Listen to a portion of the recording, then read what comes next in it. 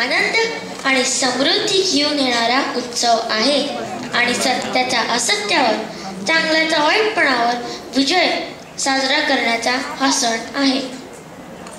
खूप खूप वर्षांपूर्वी आपल्या भारत देशात अयोध्या नावाची नगरी होती। त्या नगरीत दशरथ नावाच्या एका बुद्धिमान, पराक्रमी आणि सुस्वभावी राजाचे राज्य होते। राजाला 3 राण्या आणि 4 राजपुत्र होते।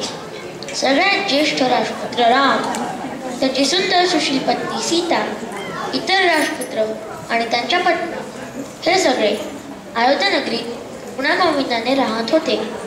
पण राजा दशरथच्या 3 पत्नींपैकी सगळ्यात लहान पत्नी कैकेयीला राजपुत्र रामाबद्दल द्वेष आणि मत्सर होता। एके दिवशी राणी कैकेयीने राजा दशरथ जवळ त्याने एकेकाळी दिलेल्या वचनाची वचनपूर्ती करण्याची मागणी केली।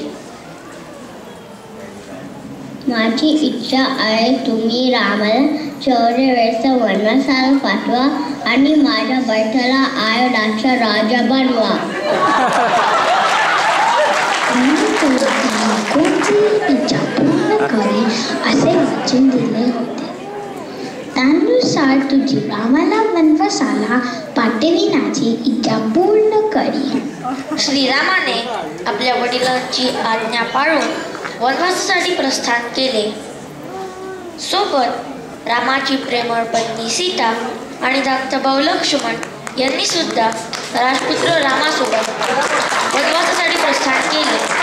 ते तिघे वनवासात झोपडी बांधून राहू लागले। वनवासातली 10 वर्ष अगदी